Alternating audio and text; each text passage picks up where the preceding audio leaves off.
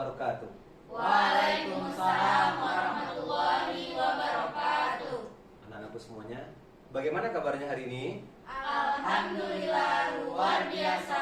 Allahu Akbar. Sekali lagi yang lebih semangat. Bagaimana kabarnya hari ini? Alhamdulillah, luar biasa.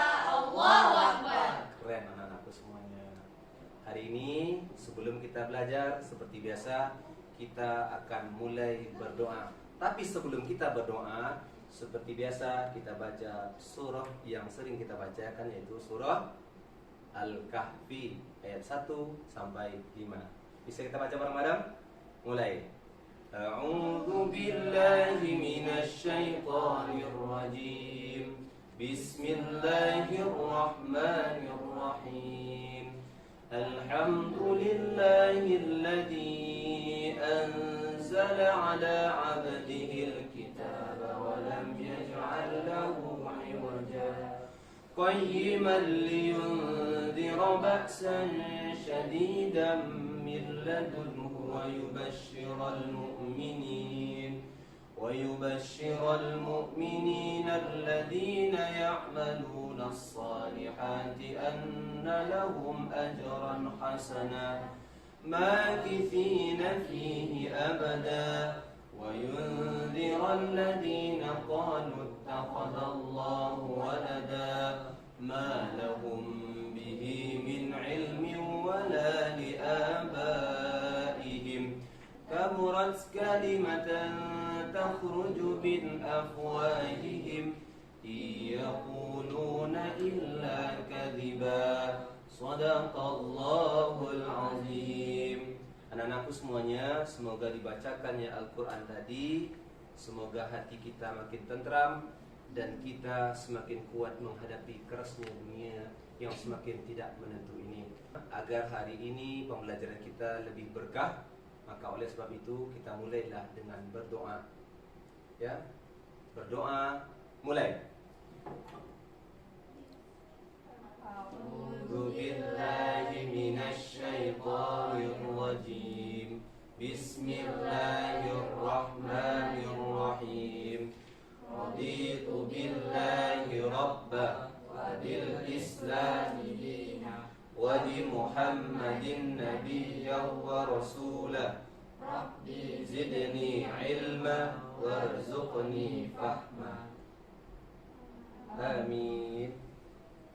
Semoga dengan dibacakannya doa tadi, mudah-mudahan apa yang kita harapkan itu menjadi ibadah untuk kita semuanya. Dan aku semuanya, seperti biasa kita sebelum pembelajaran, Bapak akan absen terlebih dahulu kehadiran kita pada hari ini.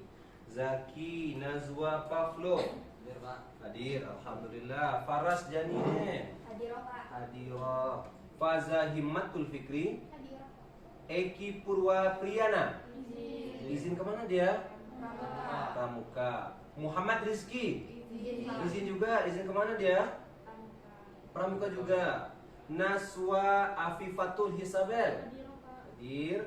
Nina Wirdiana hadir. Nina Nurul Khairani hadir. Semoga yang belum hadir pertemuannya akan datang, bisa bergabung dengan kita semuanya, enak ya.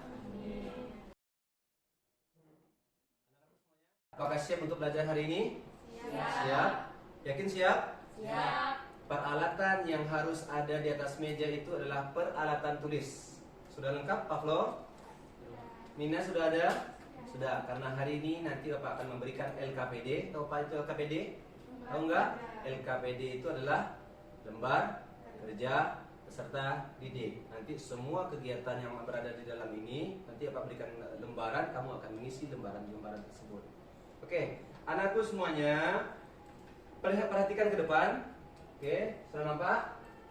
Sudah. Materi kita hari ini adalah tentang masyarakat Mekah sebelum Islam. Ketika berbicara tentang Mekah, apa yang terbayang di kepala kita? Ya, siapa? Silakan. Siapa yang mau? Satu orang. Ketika berbicara tentang Mekah, apa yang kamu tahu tentang Mekah? Ka'bah. Lagi. Siapa lagi? Boleh, satu orang lagi. Masa jahiliyah. Masa jahiliyah. Keren. Ternyata ada istilah Ka'bah, ada istilah jahiliyah. Seperti apa? Ingin tahu? Kita akan melanjutkan materi kita. Adapun kompetensi dasar yang harus kamu capai pada pembelajaran ini, coba lihat. Kita fokus ke yang pertama ini adalah meyakini bahwa Nabi Muhammad SAW adalah utusan Allah. Ini adalah sikap spiritual. Kemudian berikutnya menunjukkan perilaku jujur, sabar seperti yang dicontohkan oleh Rasulullah SAW pada awal permulaan Islam di Mekah. Kemudian yang ketiga, memahami peradaban masyarakat Mekah sebelum Islam. Keempat adalah memaparkan kondisi masyarakat Mekah sebelum Islam. Di sini materi pokoknya ini yang 3.1 dan 4.1. Sedangkan ini adalah sikap spiritual dan sikap sosial. Tujuannya adalah ini. Saya lihat melalui penggunaan model discovery learning. Discovery, apa artinya discovery? Ada inquiry, discovery. Ketika kamu mencari, maka kamu akan menemukan. Maka nanti Bapak akan berikan video, kamu perhatikan video dan kamu akan menemukan apa saja yang terkait tentang apa yang akan kita bahas hari ini. Tujuannya adalah siswa mampu menjelaskan keadaan bangsa Arab sebelum Islam. Kedua, mengidentifikasi sesembahan masyarakat Arab sebelum Islam. Yang berikutnya, mengidentifikasi budaya masyarakat Mekah sebelum Islam dan memaparkan kondisi masyarakat Mekah sebelum Islam. Anak-anakku semuanya, tujuan pembelajaran sudah Bapak sampaikan kepada kamu semuanya. Adapun pembelajaran kita hari ini tujuannya adalah agar kita tetap mencintai Rasulullah. Dalam sebuah kitab yang berjudul Ar-Rahiq Al-Maktum. Apa judul bukunya? Ar-Rahiq Al-Maktum. Yang paling populer kita sebut dengan Sirah Nabawiyah. Di situ bercerita tentang Muhammad sallallahu alaihi wasallam. Kita tahu kita masih berada di bulan Rabiul Awal. Maka menurut Bapak, alangkah indahnya momen-momen ini kita persembahkan solawat-solawat terbaik kita untuk Nabi Muhammad SAW. Bapak boleh kita menyanyi nggak bareng-bareng? Boleh. Tahu lagunya Alangkah Indahnya? Kalau tahu kita nyanyi bareng-bareng. Boleh? Kita nyanyi tentang Rasulullah. Mulai. 1, 2, 3. Alangkah indahnya hidup ini, andai dapat ku tatap wajahmu. Alangkah indahnya hidup ini, andai dapat ku kecup tanganmu. Ya Rasulullah, ya Habiballah, terimalah kami sebagai umatmu. Ya Rasulullah, ya Habiballah, kami rindu padamu. Allahumma salli ala Muhammad, ya Rabbi salli alaihi wasallim. Semoga salawat yang kita bacakan merupakan salawat-salawat terbaik ketika saatnya nanti Nabi menanyakan kepada kita, "Hei, apa bukti kalian cinta kepadaku?" Maka kita akan menyampaikan, "Pernah ya Rasulullah, ketika di hari lahirmu ya Rasulullah, kami duduk berkumpul dalam rangka membacakan salawat untuk engkau ya Rasulullah." Semoga kita menjadi umat Rasulullah sallallahu alaihi wasallam. Amin ya rabbal alamin. Anak-anakku semuanya, sebagaimana tujuan pembelajaran ini, maka oleh sebab itu silakan diperhatikan ke depan sekejap. Ini ada peta konsep yang akan kita bahas, yaitu dakwah Nabi periode Mekah ini terbagi kepada 3. Kemudian kebudayaan masyarakat Mekah sebelum Islam, kemudian substansi dan strategi dakwah Rasulullah SAW periode Mekah, kemudian ketiga, peristiwa-peristiwa penting dalam dakwah periode Mekah. Materi ini hari ini kita fokuskan ke materi ini saja, dan ini serta ini kita akan melanjutkan pada pertemuan-pertemuan berikutnya. Coba perhatikan ke depan.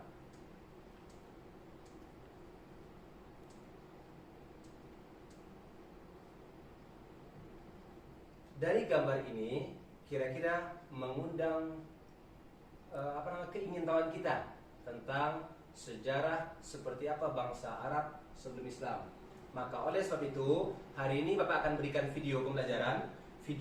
Kamu saksikan video tersebut, kemudian Bapak akan memberikan satu persatu kamu, masing-masing kamu itu ada LKPD masing-masing, dan kamu kerjakan apa perintah yang sudah tertera di masing-masing LKPD tersebut. Boleh? Pavlo, bantu Bapak Pavlo, bagikan ke teman-teman. Oke.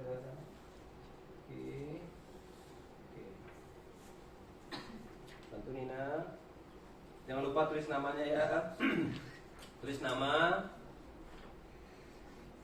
Bagus-bagus tulisannya. Jangan sampai nggak bagus tulisannya. Jadi Bapak nggak bisa baca nanti kan.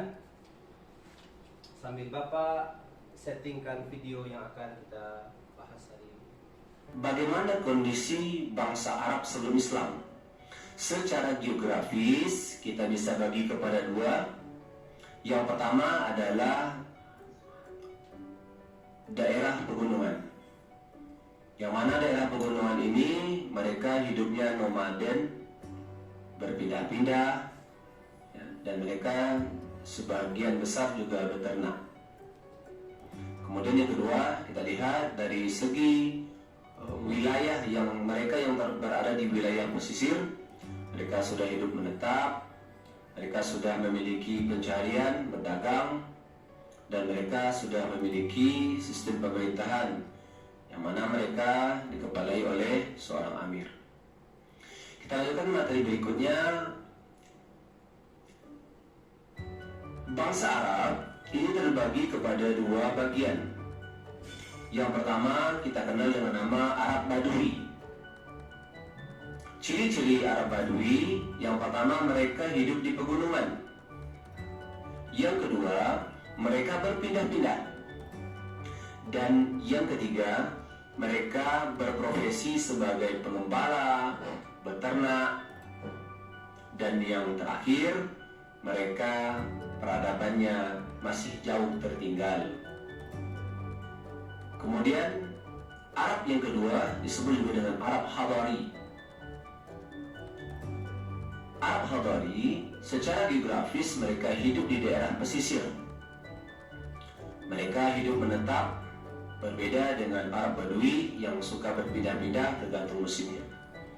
Kemudian mereka sudah mengembangkan pertanian, serta mereka sudah memiliki peradaban yang cukup maju.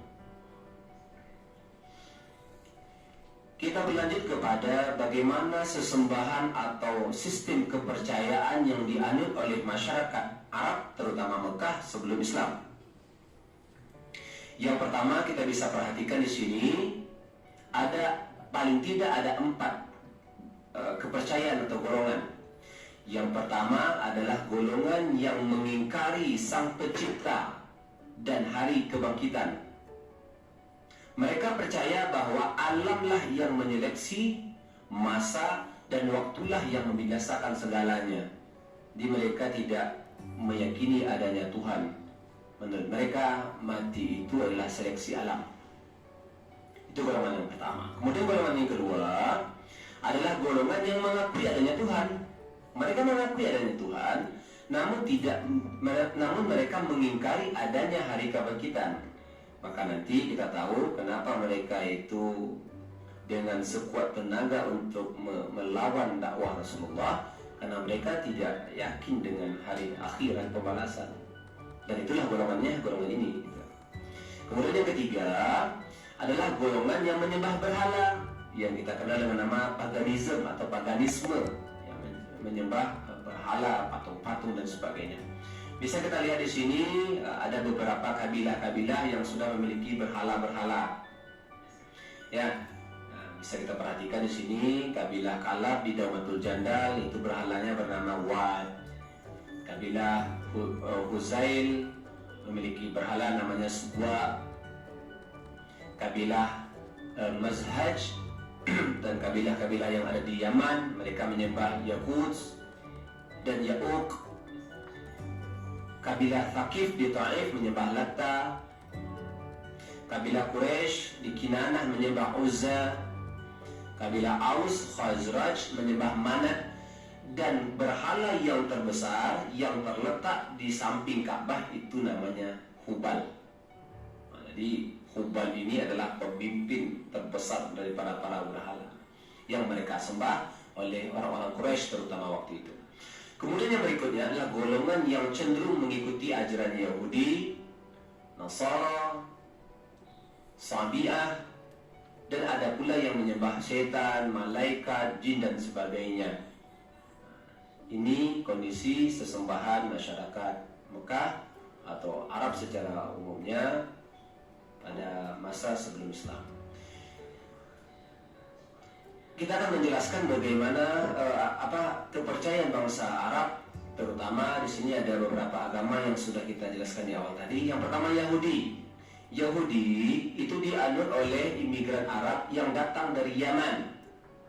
Mereka bermukim di Yathrib dan di Yaman. Itu agama Yahudi. Kita tahu juga agama Yahudi merupakan agama dan juga sebuah bangsa keturunan dari Yakub bin Ishak bin Ibrahim, yang di dalam Al-Quran juga dijelaskan setiap pembahasan tentang kebaikan-kebaikan Allah tetap singgung mereka dengan nama Bani Israel. Tapi kalau ada yang kejelekan-kejelekan, maka Allah lebih cenderung menyebut mereka dengan Nasara, Yahud. Kemudian yang kedua adalah agama Nasrani.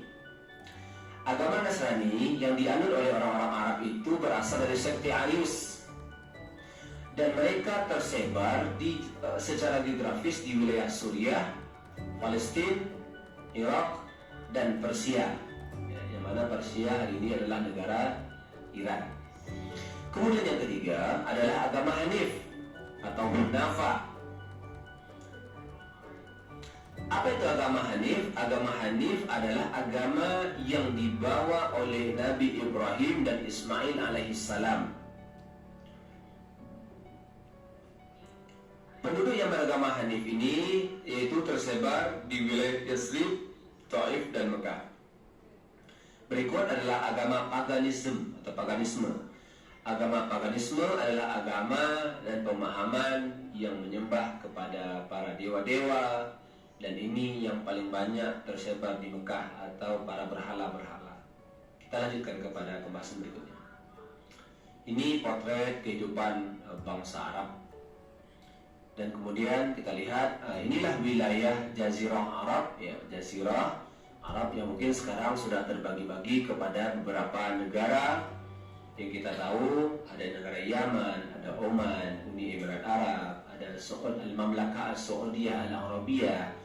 Yang wilayah Syam kita pernah dengar istilah Rasulullah itu pernah berdagang ke negeri Syam. Di mana ya Syam itu? Nah, di sini ada tanya, Syam itu hari ini menjadi 4 negara: Yordania, kemudian Lebanon atau Lebanon, kemudian Syria, dan Palestina. Dan tersebar wilayah Arab itu cukup luas, wilayah Jazirah Arab itu, meskipun sekarang sudah terbagi-bagi kepada kurang lebih 8 negara bagian. Kita lanjutkan. Di balik bangsa jahiliyahnya atau orang-orang Quraisy itu yang sifatnya jahiliyah atau yang lebih terkenal dengan sifat jahil atau juhala, mereka memiliki kelebihan-kelebihan yang mungkin tidak dimiliki oleh bangsa lain. Yang pertama adalah mereka sudah memiliki tradisi keilmuan waktu itu. Di antaranya sudah berkembang ilmu astronomi, dan ini dibawa dari peradaban Babylon. Kita pernah dengar istilah Babilonia, Mesopotamia. Kemudian mereka sudah tahu tentang ilmu nasab. Maka kita tahu sampai hari ini kenapa para nabi habaib itu nasabnya masih bisa kita teliti secara turun-temurun, karena memang orang Arab itu mempertahankan nasab. Bahkan nama-nama itu pun dipertahankan, seperti Rasulullah itu namanya kan Muhammad sallallahu alaihi wasallam bin Abdullah bin Abdul Muttalib bin Hashim bin Abdul Manaf bin Qusay bin Kilab. Ternyata nanti Rasulullah ketika punya anak, Rasulullah pun juga menggunakan nama bapaknya untuk nama anaknya. Seperti nama anak Rasulullah namanya Abdullah. Kakek buyut Nabi namanya Ibrahim, dan Nabi pun berkasih nama anaknya dengan Ibrahim. Kita contohkan juga seperti Muawiyah bin Abu Sufyan. Muawiyah punya anak nanti namanya apa namanya, nama anak Muawiyah, cucu Muawiyah pun juga Muawiyah bin Yazid bin Muawiyah. Jadi orang-orang Arab itu suka mempertahankan nama-nama besar gitu. Abbas punya anak, nanti punya cucu pun juga Abbas diberikan namanya. Itu sebagai contoh. Kemudian mereka sudah mengenal ilmu tentang rasi bintang, ya, ilmu tentang rasi bintang. Kemudian tanggal-tanggal kelahiran, takbir mimpi. Nah, jadi mereka sudah memahami ilmu tentang tafsir mimpi atau takbir mimpi. Kemudian yang kedua, kelebihan bangsa Arab yang lain adalah mereka sudah memiliki sistem perdagangan atau memiliki perdagangan yang cukup mapan waktu itu. Sebagaimana dijelaskan juga di dalam Al-Quran, di dalam surah Quraisy, kita tahu mereka akan melakukan perjalanan. Ketika di musim panas mereka ke negeri Syam, ketika musim dingin mereka datang ke negeri Yaman. Dalam surah Quraisy kita bisa baca, li'ila fi Quraisy ila fihim rihlatash shita'i was-shaif.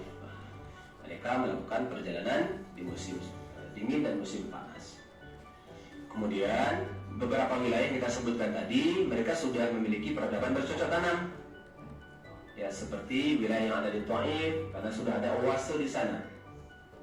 Kemudian di balik kebudayaan atau kebiasaan jahiliyahnya orang Quraisy, mereka memiliki kelebihan yang mungkin tak dimiliki oleh bangsa lain, terutama adalah syair. Fungsi syair adalah sebagai sarana untuk menaikkan atau menghebatkan, sebagai sarana untuk mengagumkan orang-orang atau para petinggi.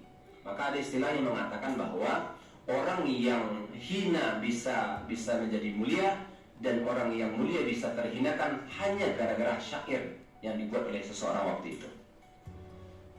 Kemudian kita tahu datangnya Al-Quran itu sebagai menandingi syair-syair yang dibuat oleh bangsa Arab. Maka kita tahu, coba kita baca beberapa cuplikan ayat-ayat Al-Quran, maka kita akan tahu betapa indahnya baca-bacaan Al-Quran. Seperti kita contohkan satu ketika ayat itu ada taknisnya, ta mati, maka rata-rata seperti itu ujung belakang. Contoh, idza sama'u insyaqqat wa adinat li rabbiha wa huqqat. Jika at. Nah, di ayat yang lain pun juga ada keunikan. Contoh, wan nazi'ati gharqa وَالنَّاشِطَاتِ نَشْطًا وَالسَّابِحَاتِ سَبْحًا. Jadi begitu indahnya sastra dari Arab, dari Al-Quran, maka sastra Al-Quran menandingi hebatnya sastra Arab waktu itu. Kemudian ada kelebihan bangsa Arab yang tak dimiliki oleh bangsa lain, terutama mereka menghormati tamu.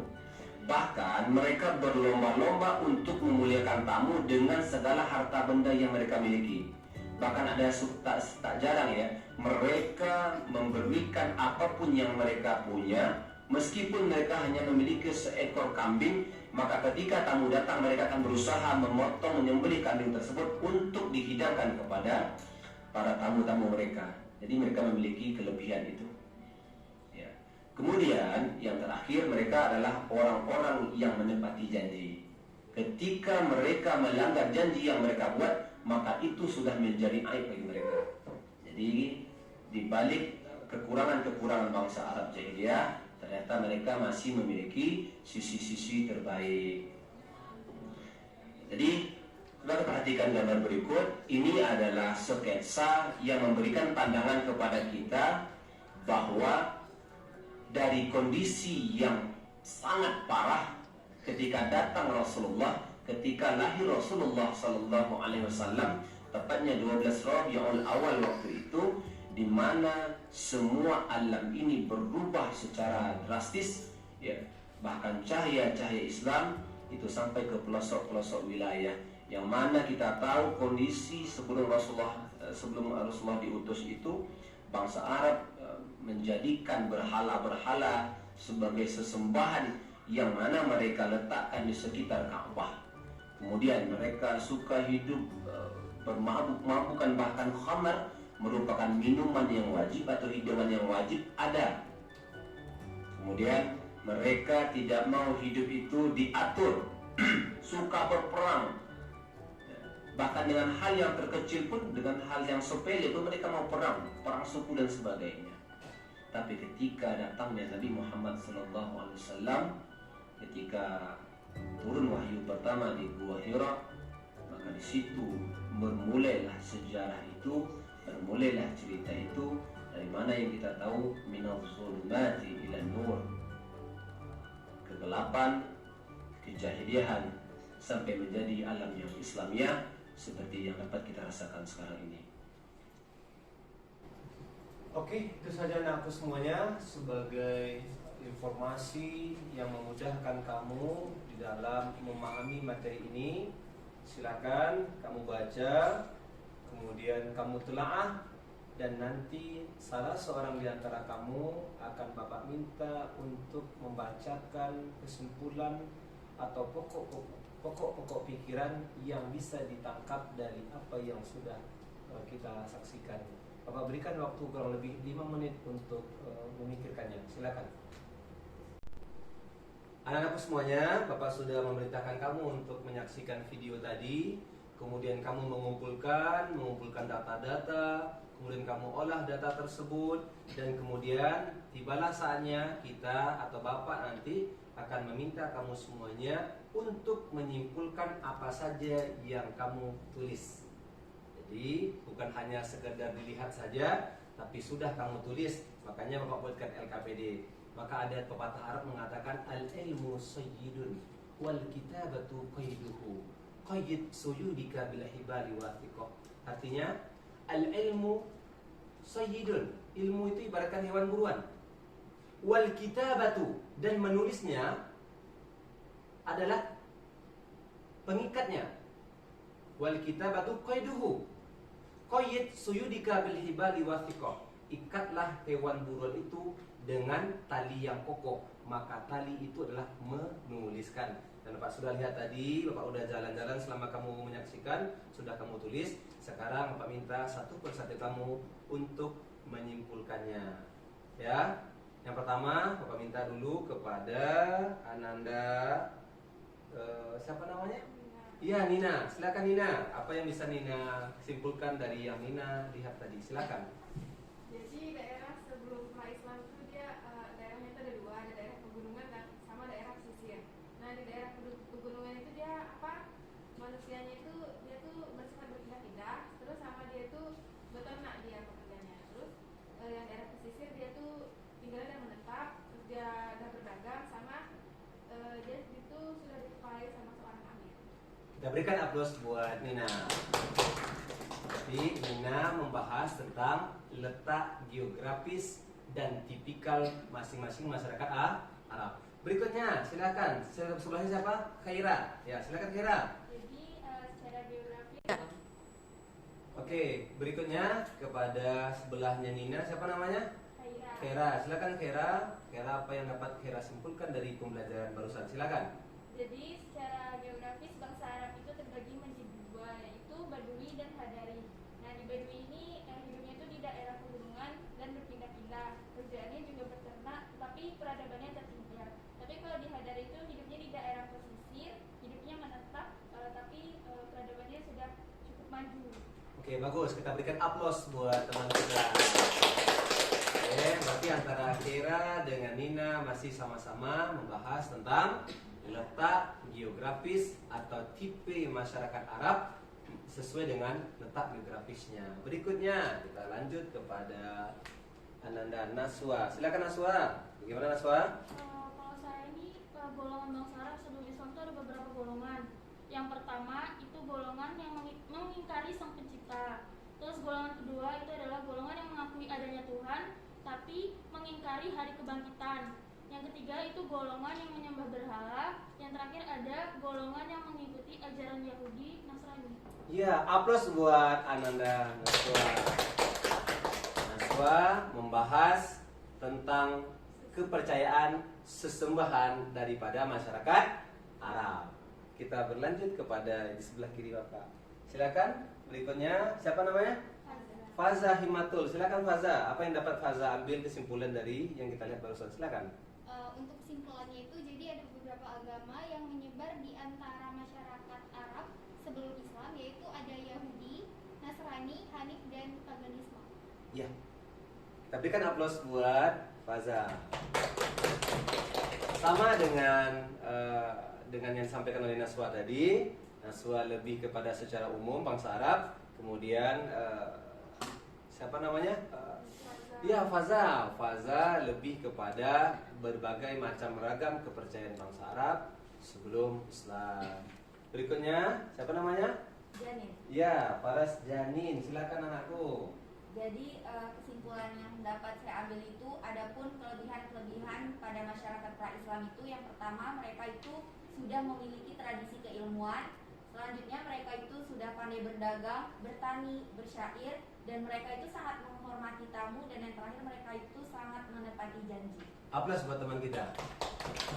Jadi pembahasan oleh Janin tadi tentang kelebihan-kelebihan bangsa Arab. Meskipun mereka adalah bangsa yang jahil, yang kita sebut dengan jahiliyah, bodoh, tertinggal peradabannya, namun mereka memiliki sisi-sisi yang baik. Berikutnya yang terakhir, silakan Pak Flu. Jadi dengan kelahirannya Nabi Muhammad SAW, masyarakat Mekah ini hidupnya semakin berubah. Dari yang dulu suka bermabuk-mabukan, berjudi, berzina, dan suka berperang asal-asalan, mereka menjadi mematuhi perintah Rasulullah seperti tidak bermabuk lagi dan melaksanakan perintah Rasulullah seperti sholat. Pintar. Aplaus buat kita semua. Oke, semuanya. Oke, terima kasih anak-anakku semuanya. Semuanya sudah mengerjakan dengan baik. Yang akan datang lebih seperti ini, lebih semangat lagi. Dan untuk hari ini, sebelum kita tutup pembelajaran kita, kira-kira ada yang mau ditanyakan nggak tentang materi yang kita sudah pelajari tadi tentang kondisi masyarakat Arab pra-Islam? Yo, ada yang mau tanya? Silakan. Yo. Siapa? Ya, silakan. Siapa? Faza. Faza, silakan Faza. Jadi pertanyaannya itu, berdasarkan pembelajaran hari ini, apakah ada korelasi dengan kehidupan kita sekarang di mana ada di masa akhir zaman? Pintar pertanyaannya. Anakku semuanya, korelasi atau kita kontekstualkan materi kita tadi. Apa materi kita? Tentang tujuan pembelajaran kita apa tadi? Kita kembali ke sini. Tujuan pembelajaran kita yang pertama adalah mengetahui bagaimana kondisi masyarakat Arab, apakah itu dari segi geografis, apakah itu dari sesembahan, atau dari kondisi budaya. Anakku semuanya, kita kontekstualkan. Atau konteks kekinian. Korelasinya apa? Apa sih hubungan pelajaran kita yang sekarang ini dengan kondisi hari ini? Ternyata ketika kita tahu sejarah masa lalu, maka kita jadikan sebagai perbaikan untuk masa yang akan datang. Kita tahu bangsa Arab, mereka jahil, mereka bodoh. Kenapa? Karena mereka tidak mengesahkan Allah. Satu. Kemudian yang kedua, mereka bergaul dengan manusia dengan cara yang tidak baik. Islam mengajarkan hablum minallah, hablum minan nas. Hubungan baik dengan Allah dan hubungan baik dengan manusia. Pentingnya pembelajaran ini adalah supaya kita mampu membedakan mana perbuatan yang baik, mana perbuatan yang buruk. Dan terakhir, ternyata datangnya Rasulullah itu membawa perubahan yang sangat besar, bukan hanya untuk bangsa Arab, tapi juga untuk orang-orang yang ada di atas muka bumi ini. Minal zulumati ilan nur. Apa itu? Dari alam yang gelap sampai pada alam yang bercahaya. Dari alam yang biadab menjadi alam yang beradab seperti yang kita rasakan hari ini. Anak-anakku semuanya, sampailah kita di akhir pembelajaran kita. Maka kita akan bareng-bareng merangkum materi yang sudah kita bahas tadi. Yang pertama adalah kondisi masyarakat Arab sebelum Islam. Ada dua wilayah tadi. Ya, betul. Ada dua wilayah. Yang satu wilayah namanya pegunungan, yang satu wilayahnya pesisir. Pegunungan apa pekerjaannya? Beternak. Kalau yang di pesisir, mereka berdagang. Itu untuk letak geografis. Kemudian yang kedua kita masuk sesembahan. Sesembahan mereka banyak. Ada mereka yang beragama apa tadi? Hanif. Apa lagi? Nasrani apa lagi? Yahudi apa lagi? Paganisme dan berbagai macam sesembahan seperti animisme, dinamisme dan sebagainya. Kemudian yang terakhir, bangsa Arab memiliki kelebihan ternyata secara apa? Mereka memiliki cinta akan ilmu pengetahuan. Apa lagi? Mereka sudah pandai berdagang. Apa lagi?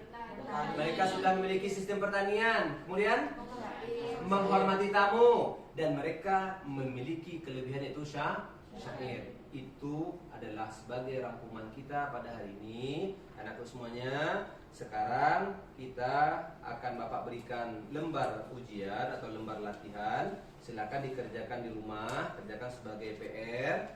Dan lembar kerja kamu akan dapat nilai dan nanti akan kita kumpulkan nanti semuanya. Ya, boleh Nina? Nah, kumpulkan, ini kumpulkan satu di satu. Ya, kumpulkan dari satu itu nak.